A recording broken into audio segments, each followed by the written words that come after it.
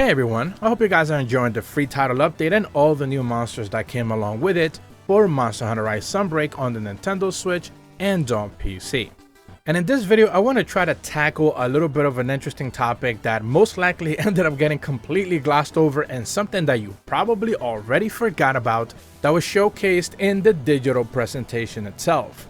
And that's the fact that they showcased a brand new armor that we are going to be getting as a brand new wave of event quests are going to be starting to hit starting on August 18th. This is something that they mentioned in the presentation itself, and it's something that I touched upon a couple of weeks back, where I basically hit up on the fact that they hadn't necessarily released event quests after the game launch.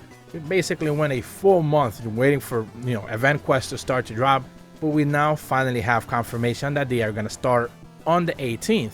And they showcased not only 4 event quests that we can already expect there to be available on the first month as we make our way to September for the second free title update that we are going to be getting late September, but also they showcased some of the rewards we are going to be able to get there as well. So I wanted to go over the details, not just for the armor that we actually saw, but also the headpiece that is also available in that presentation, which we now know a little bit more about. Now, for starters, we know 4 event quests are going to be starting on the 18th. Presumably, they are going to be dropping 1 event quest per week. We know of one that you're going to be fighting in the arena 2 furious Rajongs. They're both going to be available on the field fighting together. We also know that the Enraged Astalos that they showcased that you're going to be fighting in the arena is most likely going to end up having boosted parameters, meaning that it's most likely going to end up hitting you a little bit harder than just a normal Astalos. It's not an afflicted Astalos, it's just a more powerful version of a non-afflicted Astalos. The same also applies for the Garangolm. It's going to be a boosted Garangolm that you're going to be fighting in the Citadel at night. This is now being corroborated as people have begun to look into the game files after the 11.0.1 update. So we have a little bit more information regarding these actual event quests, which again are starting on August 18th. And the last quest that we're most likely going to end up getting by the beginning of next month, if not the end of this month, is what they're actually calling dual threat event quests. And this is the one where they showcase in the presentation itself, where you are going to be fighting a Silver Rathalos and a Gold Rathian, and they're most likely going to be the first opening event quest for these boosted parameter monsters. Eventually, every subsequent one is going to have something along those lines where they're just going to be hitting you extra hard to have more health, more resistances, less tolerant for KO attacks and stuff like that. Something that we already kind of saw in high rank, but now it's going to be making its way to master rank as well. Now, this also probably means that we're going to end up subsequent versions of those same dual threat monsters, like normal Nargacuga and a Lucent Nargacuga, for example. Maybe a normal Rathalos and a Silver Rathalos, stuff like that going forward. Monsters themed together most likely are going to fight together. Now, during the actual trailer part of the presentation, they showcased just 2 of the rewards we are going to get.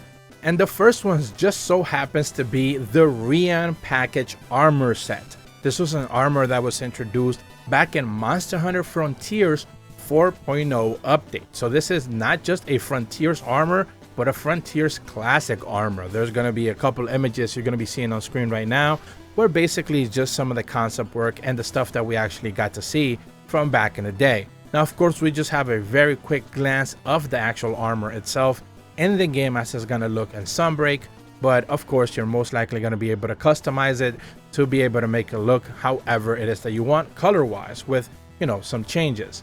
Now, we don't necessarily know if this is just going to be layered armor or if it's actually going to be the full armor itself. Presumably, it's going to be both. You're going to have the normal armor and then, of course, the layered option as well.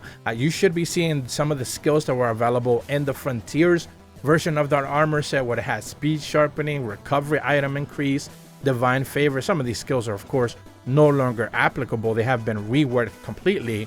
You're seeing speed sharpening once again for the high rank version, recovery item, divine favor, and ice attack large. So, back then you had Blade Master and Gunner versions of these armors, but of course now they're just kind of put together into the same armor set. So they're most likely just going to add a couple of interesting brand new skills to it and call it a day.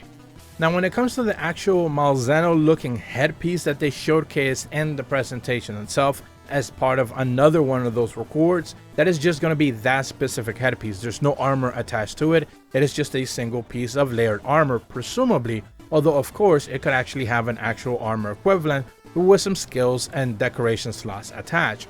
What we do know, however, is that there's going to be an item reward for whatever the quest is, whichever one of those aforementioned quests that are going to be part of this event quest wave that we're going to start getting starting on the 18th. There's going to be one of those quests that is going to drop a Crimson Crystal ticket. We know that because, again, people have been looking into the game already as the patch 11.01 has become live.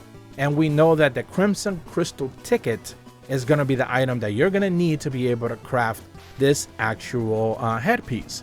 So, of course, this is most likely something that is going to go live one of the upcoming weeks, and you're going to be able to craft that headpiece directly from there. The headpiece and the armors are going to be two separate quests.